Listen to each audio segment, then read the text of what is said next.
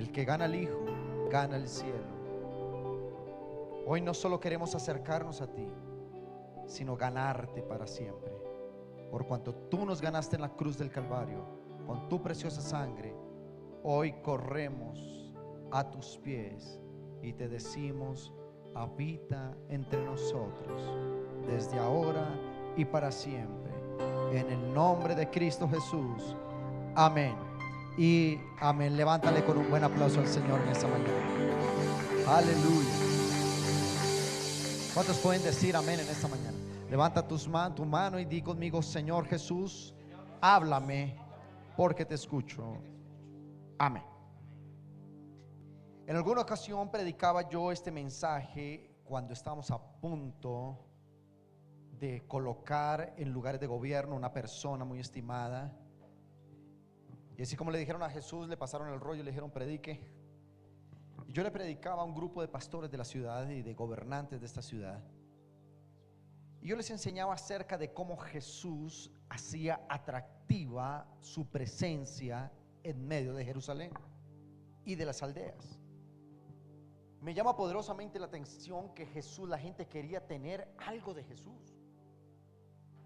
Yo no me imagino si Jesús hubiera estado en persona como lo estuvo hace más de 2000 años. Es como en el tiempo en que todo el mundo quisiera una foto con Jesús. Yo me imagino todo el mundo tomándose una selfie con Jesús, diciendo: conocí persona a Jesús, en sus campañas de milagros, en sus momentos que recorría las aldeas, que hacía recostar la gente en el campo para predicarle la palabra. Y es como esos, a veces que tú ves ese artista que llega de fuera del país y va a presentar un gran concierto, que la gente sale con pancartas al aeropuerto y reciben a su artista favorito y le dicen bienvenido y quieren tomar una foto y se enloquecen. Bueno, déjame decirte que sin ser un showman, pareciera que Jesús causara esa sensación entre la multitud. La gente veía a Jesús y la gente quería algo de Jesús. La gente quería acercársele, la gente quería saludarle, la gente quería estrechar la mano de Jesús, o simplemente querían recibir un favor o un milagro de parte de Jesús. Y entonces cuando predicamos esto, la cual hoy se lo voy a predicar porque esto es una iglesia que merece la mejor de la palabra, usted y yo entendemos que Jesús no se le negó a ninguna parte de la sociedad.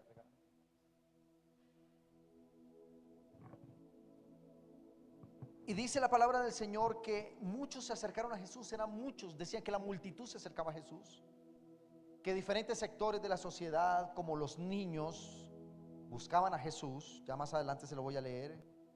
Los jóvenes buscaron a Jesús. Dice que también los centuriones, es decir, hombres del ejército romano de mucha importancia, tenían una fe en Jesús. Dice también que las multitudes se acercaban a Jesús, era mucha gente. Dice que se agolpaba la gente para ver a Jesús. Dice que las mujeres seguían a Jesús.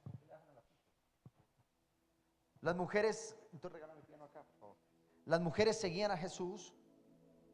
Los escribas y los fariseos seguían a Jesús. ¿Quién eran los escribas y los fariseos? Eran personas de alto nivel de gobierno.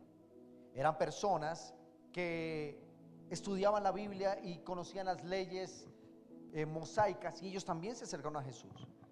Dice que también los ministros de la palabra de ese entonces se acercaban a Jesús.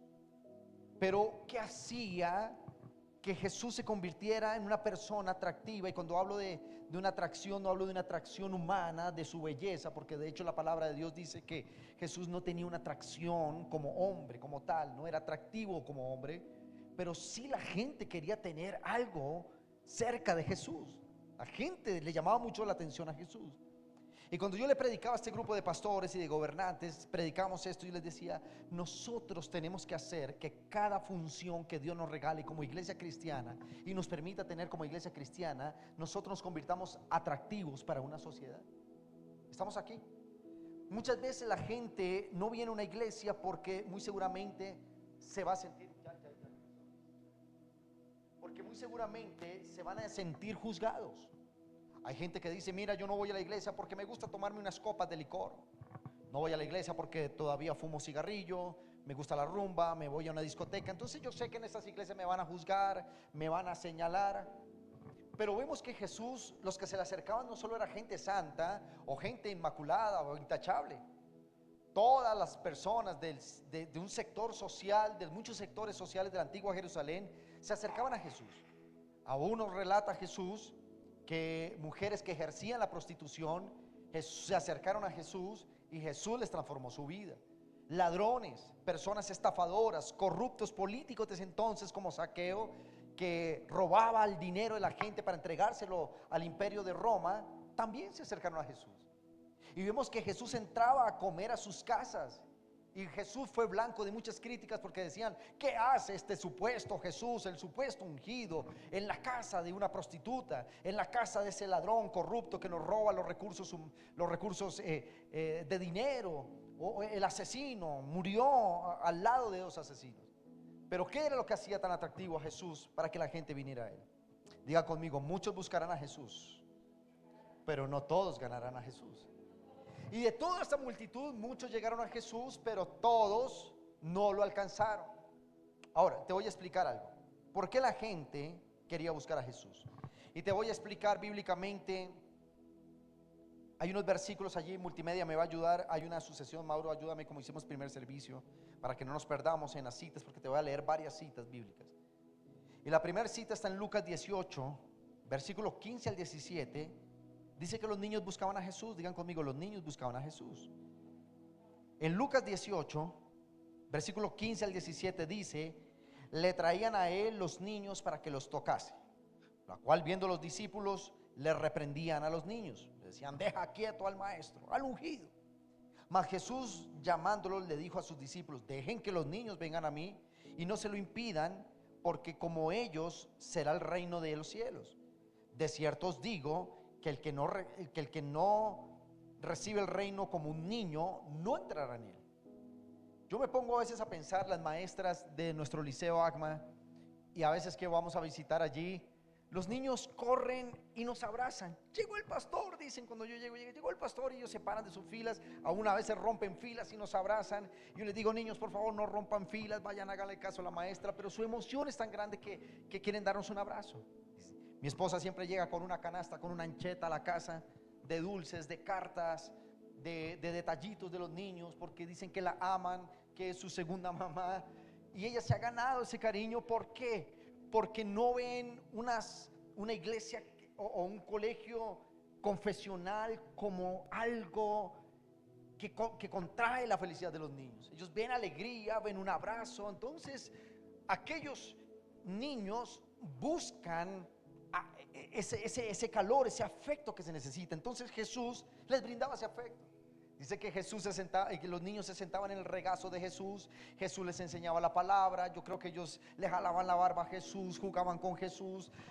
Y es una faceta del Jesús que no solo levitaba 10 centímetros del piso y caminaba elevado y nadie lo podía tocar. No, hermanos, era un Jesús que llegaba a todos los sectores de la sociedad. Jesús siempre era una oportunidad para el desesperanzado, para el que tenía una enfermedad, para el que estaba oprimido, endemoniado, para el que estaba al borde de la muerte. ¿Estamos aquí? Ya conmigo, los jóvenes también buscaron a Jesús. Dice en Mateo 10:16 que un joven se acercó a Jesús. Mateo 10:16 dice la palabra: entonces vino a él un joven, este es el joven millonario, que se acercó a Jesús y le dijo: maestro, ¿qué haré para obtener la vida eterna? Cabe notar que cuando este joven se acercó a Jesús, era un joven que tenía mucho dinero, gozaba de una posición social bastante privilegiada. Se dice que este joven era hijo de unos rabinos o hijo de unos fariseos prestantes, es decir, de una clase política en los tiempos de Jesús. Y este joven se acercó a Jesús y le dijo: mira, Señor Jesús, yo quiero obtener la vida eterna. Jesús comienza a hacerle una indagatoria y le dice: bueno, lo primero que tienes que conocer son los mandamientos. ¿Tienen los mandamientos? Entonces el joven le dice a Jesús: sí, yo tengo los mandamientos, me los sé desde niño. Bueno, muy bien. ¿Diezmas? Sí, damos diezmo de todas nuestras riquezas, las riquezas de papá. Nosotros damos nuestros diezmos, así que somos apetecidos en cualquier iglesia. Jesús le dice: ah, bueno, eres casi perfecto.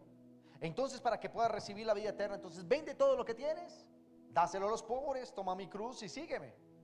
Este joven es un gran ejemplo de aquella sociedad que se acerca a Jesús, pero no gana a Jesús. se acercó a Jesús, pero no estuvo dispuesto a pagar un precio por seguir a Jesús. Ahora, también dice que un centurión en Mateo 8, 5 al 7, dice la palabra del Señor, San Mateo 8, versículos 5 al 7, dice que entrando Jesús en Capernaum vino a él un centurión. ¿Quién era un centurión? El que dirigía 100 soldados de la fuerza del ejército romano, del imperio romano. Es decir, era un hombre que tenía mucha autoridad, un hombre como un general, un mayor del ejército, lo podemos decir hoy. Y rogándole y diciéndole, dijo: Señor, mi criado está postrado en casa, está paralítico, gravemente atormentado. Y Jesús le dijo: yo iré y lo sanaré. El centurión fue otro ejemplo. Se acercó a Jesús, pero ganó a Jesús. A mí me llama poderosamente la atención, escúchame esto, el prólogo de esta lectura que acabamos de hacer. Dice que el centurión le dice a Jesús: Señor Jesús, yo tengo la autoridad para levantar mi mano y tener a 100 hombres a mi servicio, pero ninguno de los 100 hombres que están a mi servicio como centurión del imperio romano puede sanar a mi criado, a mi siervo que está paralítico en la casa. Entonces este hombre dijo: Jesús tiene lo que yo no tengo. Ese hombre podría tener recursos, poder, estatus social, pero él necesitaba algo mayor que eso. Necesitaba el poder de Jesús en su vida. ¿Cuántos dicen amén? Dice también que las multitudes seguían a Jesús, y te colocaré uno de los ejemplos. En el Evangelio de San Juan, en el capítulo 6, en el versículo 2, dice la escritura en San Juan 6:2, que después de esto Jesús se fue al otro lado del mar de Galilea y de Tiberías, y le seguía la multitud. Diga conmigo: le seguía la multitud, porque veían las señales y los milagros que hacía con los enfermos. Digan conmigo: las multitudes seguían a Jesús. También dice que las mujeres seguían a Jesús. ¿De qué manera?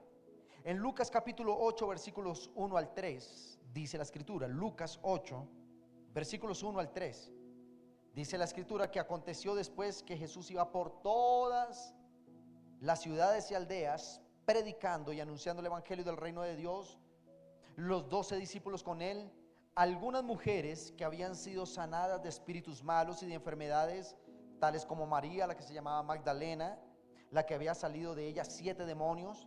También se habla de Juana, mujer de Chuza, intendente de Herodes, es decir, una mujer casada con un hombre de gobierno. Y Susana, y entre ellas y otras muchas que le servían a Jesús con sus bienes. Susana se dice que era la esposa o tenía una cercanía con Poncio Pilato. Era una persona y ella siguió muy de cerca del imperio romano, y ella siguió muy de cerca la crucifixión de Jesús. Luego quiere decir que esta mujer, aunque tenía posición social, tenía poder porque estaba casada con un gran gobernante, que era el gobernante de toda la intendencia donde se movía Jesús, incluyendo Jerusalén y Judea. Esta mujer dijo: ni todo el oro y el poder del imperio romano podrá darme lo que Jesús me puede dar. Diga conmigo: estamos en tiempos donde la sociedad quiere saber de Jesús. Cuando te hablo de las mujeres, en los tiempos bíblicos, la mujer no era tenida en cuenta en los tiempos de Jesús ni en los tiempos bíblicos. La mujer en los tiempos bíblicos ni siquiera era censada, es decir, solo se censaban los hombres. Solo los hombres podían oficiar el sumo sacerdocio, solo los hombres podían oficiar en el templo, solo los hombres podían hacer ciertos trabajos. Y la mujer en la Biblia encontramos 2 maneras de actuar. Número 1, como madre de sus hijos, que es todo lo más importante en una mujer. Y número 2, como rameras. Eran los únicos roles que servía la mujer en los tiempos de Jesús. Pero si alguien me viene a hablar que un movimiento dignifica a la mujer, que el feminismo dignifica a la mujer, déjame decirte que no hubo nadie que dignificara tanto a la mujer como Jesús. Porque en los tiempos de Jesús, la mujer que era desechada y de tercera categoría, dice que las mujeres buscaban a Jesús porque encontraron en Jesús una respuesta. Encontraron en Jesús que serían útiles, y encontraron en Jesús que ellas también tendrían poder del Espíritu Santo. De hecho, Jesús, cuando resucita, a la primera que se le aparece es a una mujer, entre ellas una ex ramera, una ex prostituta. ¿Qué hacía Jesús inmaculado, resucitado, santo en su cuerpo, apareciéndoles una mujer que había ejercido la prostitución? Porque todo aquel que se acerca a Jesús es cambiado. Porque todo aquel que se acerca a Jesús, no importa su pasado, si te acercas y lo ganas, Él va a transformar tu vida, Él va a transformar tu mente, Él va a transformar tu pasado por un presente de gloria. Así que yo te digo hoy en esta mañana, no viniste simplemente a un horario más, viniste a encontrarte con Jesús y saldrás transformado de este lugar por el poder y la unción del Espíritu Santo. Dele un buen aplauso al Señor. Aleluya.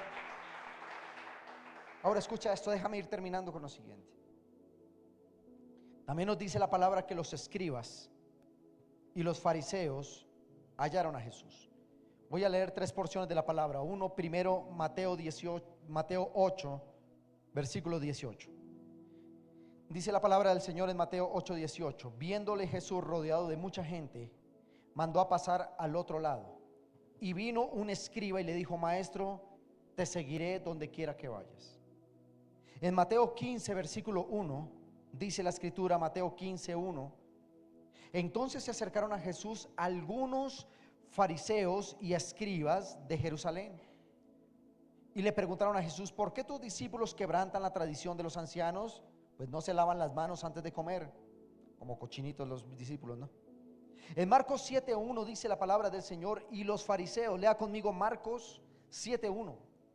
Mira lo que dice la palabra: se juntaron a Jesús los fariseos y algunos de los escribas que habían venido de Jerusalén. Más adelante dice que habían venido de Jerusalén y se reunieron alrededor de él. Más adelante en Lucas 5:17 dice la palabra, Lucas 5:17 dice: un día que estaba enseñando Jesús, había allí sentados algunos fariseos y maestros de la ley que habían venido de todas las aldeas de Galilea y de Judea y de Jerusalén, y el poder del Señor estaba con Jesús estaba con él para sanar. Escucha esto: ¿quiénes eran los escribas y quiénes eran los fariseos? Eran los magistrados, los doctores, aquellos de un sector que hoy podríamos llamar de la academia, un sector de la alta política, un sector que tenía el control y el poder ejecutivo, legislativo, como en nuestros tiempos. Esos eran los fariseos y esos eran los escribas, las personas que podían abrir el rollo e interpretar la palabra. Pero era tanto lo que tenía Jesús, era tan poderoso lo que Jesús hablaba y lo que encerraba como tal Jesús, que aún estos poderosos venían a Jesús, y en el versículo anterior decía: y le rodeaban. Yo me pregunto qué tenía Jesús tan especial que la gente quería estar con Jesús. La gente quería un estrechón de mano con Jesús. La gente quería un abrazo de Jesús, aunque sea hablar algo, decirle algo, platicar algo con Jesús, decir: estuve hablando con Jesús, así sea un minuto. Había algo en Jesús que lo hacía, que lo atrajera a la gente hacia él. La pregunta en este tiempo ¿es la iglesia de Cristo? ¿Dónde está la iglesia de Cristo? ¿Será que nosotros como cristianos estamos siendo atractivos para la sociedad? ¿Será que nosotros como iglesia estamos dando una señal de que todo el que venga a Jesús va al Padre? Hay una estadística, Alex, que dice que el 90%, perdóneme si me equivoco en la cifra, pero está por el orden del 90% de las personas que vienen a una iglesia están dispuestas a venir porque lo invitaron. El 10% va a venir a la iglesia por pura decisión. ¿Me entendiste esto? Si tú invitas a una persona a la iglesia y le insistes y lo disipulas y le dices: vamos, como va a pasar el 1 de junio aquí, tú le vas a insistir, esa persona hay un 90% de probabilidad que venga a la iglesia. Si no lo invitas, entonces esa persona va a tener solo el 10% de venir a la iglesia. Porque no hay quien venda a una iglesia que le diga, y cuando digo venda, lo digo desde el buen punto de vista del marketing, no hay nadie que muestre una iglesia bondadosa. Una iglesia que a los jóvenes les guste venir, que a nuestros niños les guste venir, que a los padres de familia les guste venir, que a los ancianos les guste venir, que no importa el pecado en el que hayas caído, aquí siempre habrá una oportunidad, porque el que gana a Jesús no solo se encuentra con él, sino que él lo transforma, lo cambia, lo limpia y lo pone en función de su reino. Lo hizo con la Magdalena. Y es impresionante, hermanos. A Jesús no solo Lo seguían gente con aureola en su cabeza. Jesús recibió a uno de los más corruptos de ese entonces. No voy a decir nombres contemporáneos. Pero se le acercó Zaqueo. ¿Sabes quién era Zaqueo? Era un corrupto político. Trabajaba para el reino, para el imperio romano. Robaba los impuestos, estafaba a la gente, oprimía a la gente con impuestos. ¿Y sabes qué? Un día Jesús pasaba por la multitud y mucha gente veía a Jesús. Decía: miren a Jesús de Nazaret, ¡wow! Y le hacían por allá así con la mano. Pero ¿sabes qué hizo Zaqueo? Zaqueo dijo: yo sé que este pueblo me odia porque soy el más corrupto de los corruptos, soy un político corrupto y este pueblo me odia, pero yo quiero tener un encuentro con Jesús. Y dice que este hombre en medio de la multitud salió corriendo por otro lado y dijo: yo sé que Jesús va a pasar en unos minutos por acá. Se subió en un árbol y comenzó a gritar como un loco, a decir: Jesús, hijo de David, mírame, y me llamo Zaqueo, quiero tener un encuentro contigo. Y Jesús lo ve en el árbol. Jesús sabía el pecado de ese hombre, sabía que era un corrupto, sabía que era un hombre que había estafado gente. Pero Jesús le dijo: Zaqueo, baja de allá, porque a partir de ahora estaré en tu casa. No importa qué pecador era, pero un encuentro con Jesús transforma una persona. Y este hombre dice: Jesús, voy a devolver todo lo que me he robado, porque nuestra nación necesita un encuentro con Jesús. Tu familia necesita un encuentro con Jesús. Tu vida necesita un encuentro con Jesús. Vamos a dárselo más fuerte que eso. Aleluya. Dígale a la persona que está a su lado: Jesús tenía un imán. Atraía a la gente, los niños, los jóvenes, los adultos, la gente en común, la gente de gobierno, los artistas y aún los ministros de la palabra. Y voy cerrando con esto. La palabra de Dios dice también en Lucas 7:19 que los ministros de la palabra en ese entonces le buscaban. Lucas capítulo 7 versículo 19 dice la palabra: y llamó Juan a 2 de sus discípulos y los envió a Jesús para preguntarle: ¿eres tú aquel que había de venir o esperamos a otro? ¿De quién estamos hablando aquí? Estamos hablando de un hombre de un ministerio poderosísimo llamado Juan el Bautista.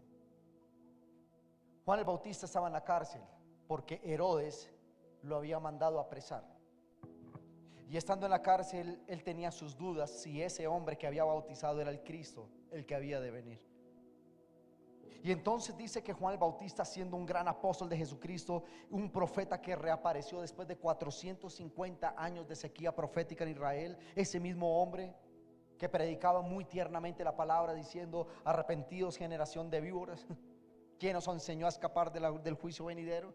Eso sí eran predicaciones, ¿verdad? Pero escúchame esto: este hombre llama a sus discípulos y dicen: vayan a Jesús.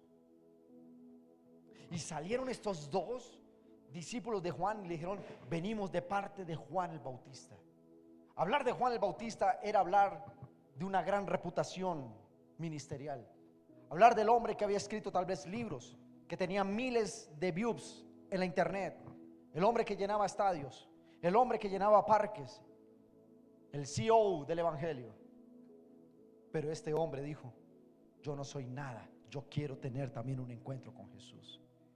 Ya conmigo: los niños se acercaron a Jesús, los jóvenes se acercaron a Jesús,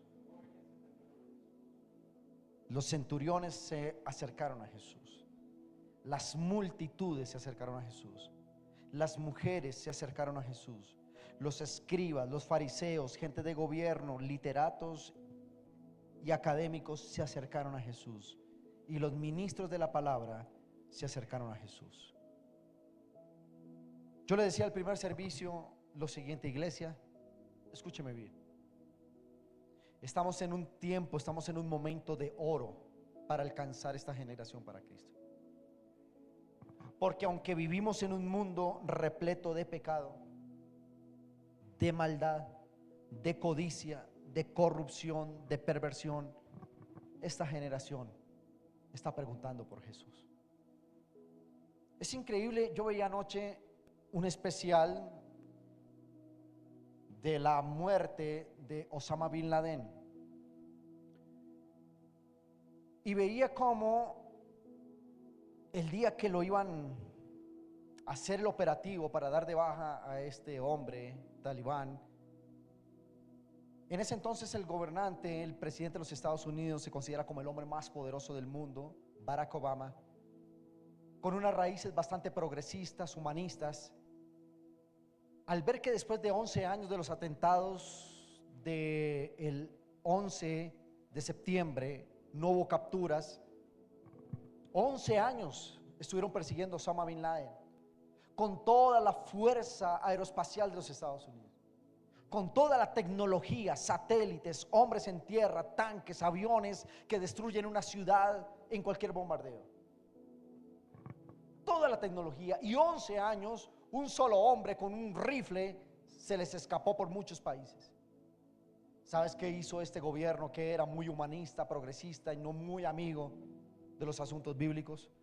Se encerraron en el cuarto en el cuarto que llaman de urgencia, de emergencia, se me olvida el nombre. Es un cuarto ultra secreto donde se reúnen ministros, presidencia, y planean las cosas. ¿Y sabes qué hicieron? Comenzaron a orar, a decir: el único que puede librar a América de este terrorismo es el Señor Jesús. Y comenzaron a orar. Hoy en día vemos que un mundo lleno de perversión. Hay un reality de música, y entonces le dicen a la persona: pasaste a la siguiente etapa del reality, y la persona comienza a orar, a decir: yo sabía, porque Dios me iba a ayudar, porque Dios está conmigo, y comienzas a ver el nombre de Jesús por muchos lugares. En los deportes va a comenzar un partido de fútbol y todo el equipo se toma de la mano, comienzan a orar, comienzan a clamar por la presencia. Alguno hace gol y le manda el beso a Dios, se levanta su camiseta y dice: I love Jesus. Y estamos viendo que el mundo sí tiene una necesidad por Jesús, que la iglesia sí puede ser atractiva para un mundo que está sumida en el pecado. Amados, este es el momento más tremendo de la historia donde podemos alcanzar la sociedad, donde tu testimonio podrá hacer que la gente quiera seguir a Jesús o quiera condenarse junto con tu testimonio. Este es un perfecto momento para tú hablar del amor de Jesús. Este es un perfecto momento para que les hables a tus generaciones y los dejes acercar a Jesús. Hermanos, estamos batallando con una generación que por envidia no quiere que sus hijos le sirvan a Dios, que sus esposos, esposas no vengan a la iglesia. Hay gente que prefiere la visita de la tía Gertrudis, del tío Manuel, y entonces lo que hacen no es: ve a los brazos de Jesús, sino no corras a los brazos de Jesús.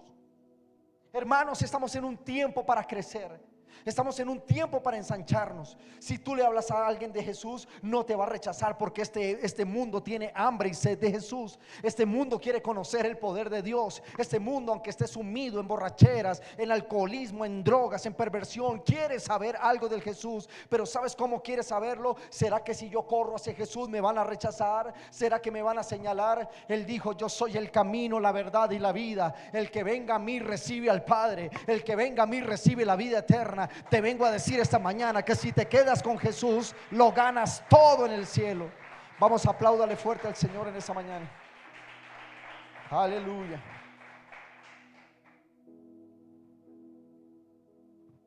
Iglesia, yo no sé qué te trajo a ti.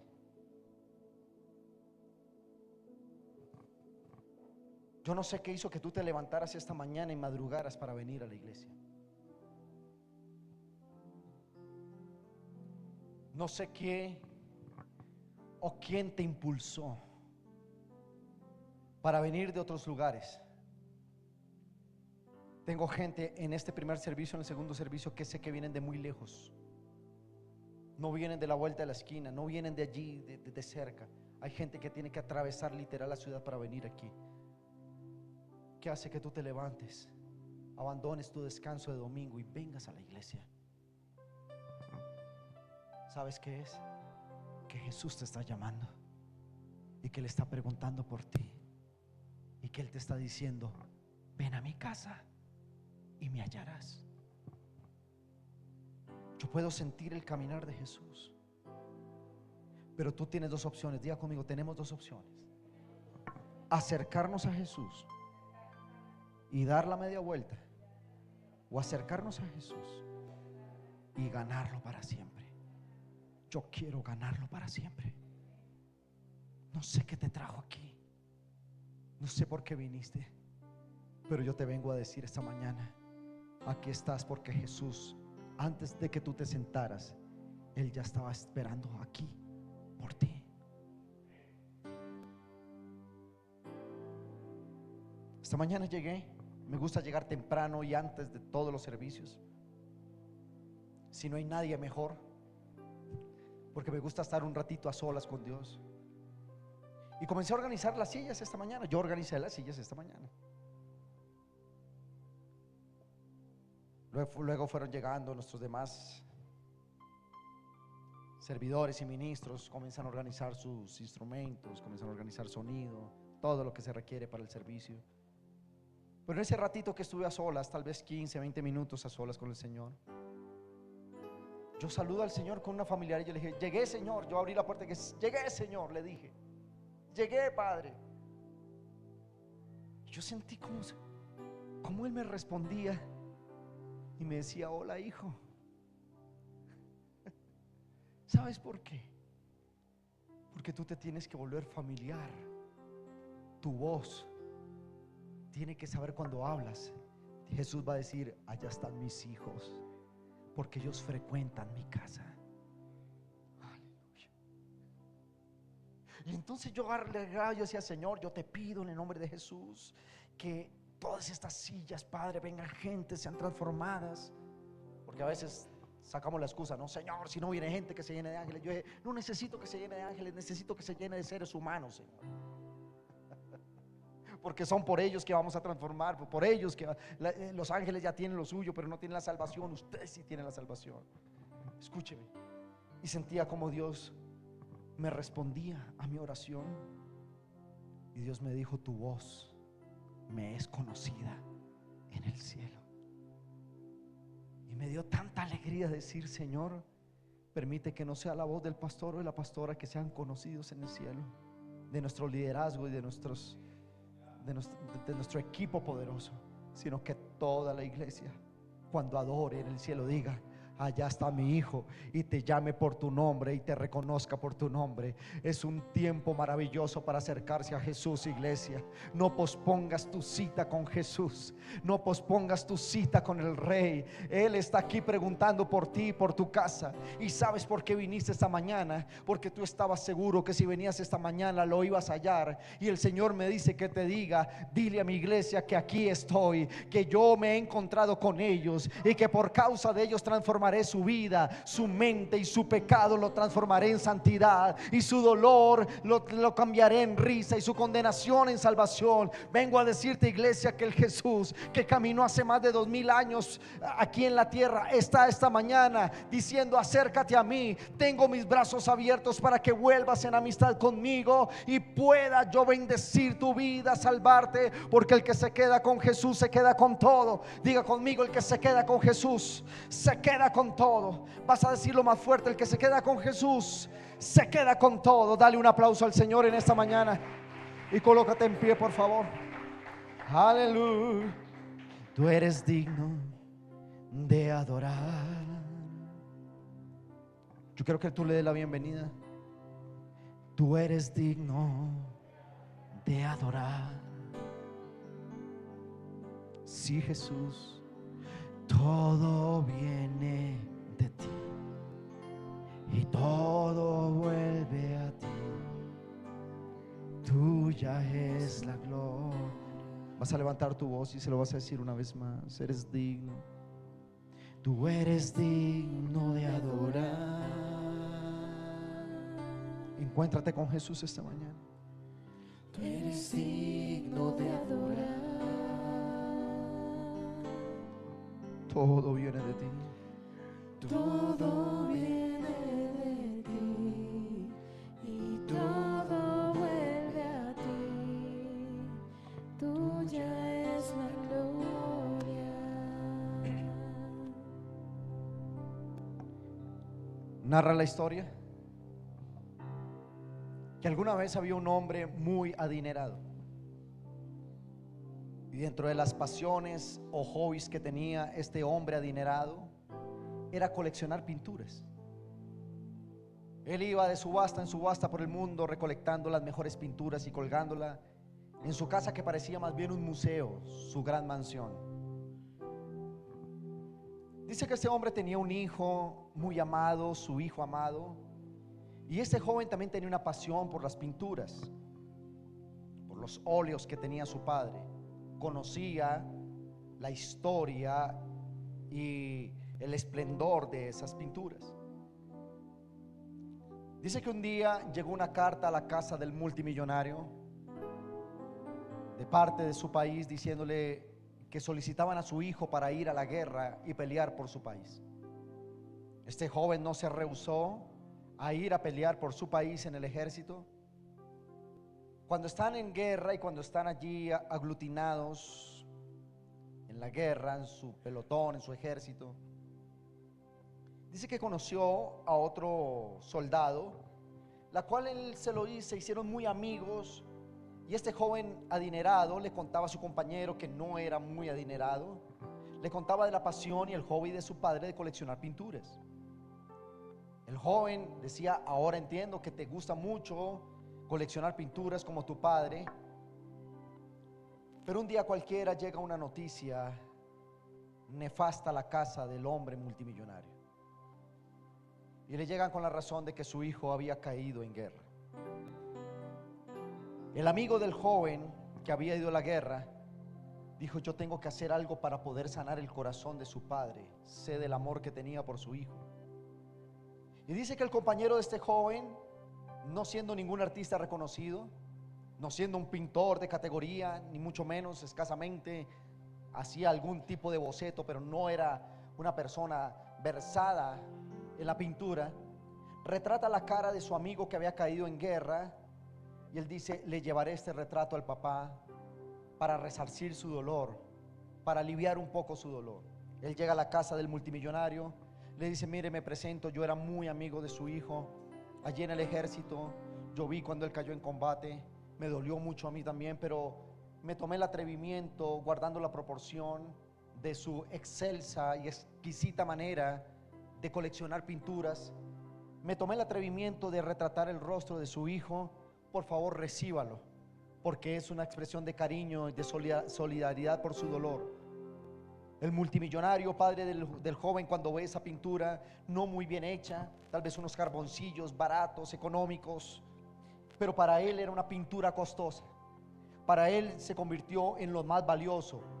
La pintura a medias, o el retrato a medias de su hijo, tenía más valor sentimental que todos los cuadros de renombre de miles de millones de dólares. Dice la historia que un día este hombre, el multimillonario, muere, y él dejó dentro de su testamento que se subastaran todos los cuadros. Grandes, poderosos y millonarios supieron de la subasta de los cuadros. Comenzaron a llegar en sus lindas limusinas, llegar en sus carruajes finos, a pagar miles de dólares o millones de dólares por cada pintura. Comienza la subasta y la gente comienza a seleccionar: yo quiero este cuadro Rembrandt, pagaré 2 millones de dólares. Oh, ¿qué tal este Picasso? Pagaré 5 millones de dólares. Y venían con mucho dinero. Cuando comienza la subasta, aparece un hombre muy humilde, no muy bien vestido, nada acorde a la gala de subastación de las pinturas. Este hombre levanta su mano y dice: discúlpeme, señor subastador, yo no vengo acá con millones de dólares, pero yo quiero quedarme con una de esas pinturas. Se comenzaron a reír, a decir: este hombre, ¿qué podrá tener? El subastador le dice: sí, muy bien, ¿cuál es la pintura que quieres? Y él dijo: quiero el retrato del hijo de mi amo, porque ese joven fue una excelente persona y lo llevo en mi corazón, tanto a mi amo como a su hijo. Por 15 años trabajé para ellos y quiero tener ese retrato, conservarlo, pero solo tengo 10 dólares. La gente estalla en una burla, en un ambiente muy burlesco, a decir: ¿quién es este a venir a subastar por 10 dólares? Dale esa cosa por 10 dólares y déjanos hacer la subasta de los cuadros de millones de dólares. El subastador con su martillo pega y dice: vendidas todas las pinturas. Pero ¿cómo así si solo tengo 10 dólares? A mí deme ese retrato, quiero conservarlo. Y entonces el subastador saca un testamento Y dice, por orden del dueño de las pinturas que hoy yace en la presencia de Dios, dice este testamento por puño y letra de él, que el que comprara el retrato del hijo se quedaba con todas las pinturas. La moraleja de esto es: el que se queda con el hijo se queda con todo. El que se queda con Jesús se queda con el reino de los cielos. El que se queda con Jesús se lleva la salvación, se lleva las riquezas, se lleva sanidad, se lleva milagros. El que se queda con Jesús lo gana todo. Vamos, apláudale más fuerte que eso. Tú eres digno de adorar. Vamos, levanta tu voz y díselo.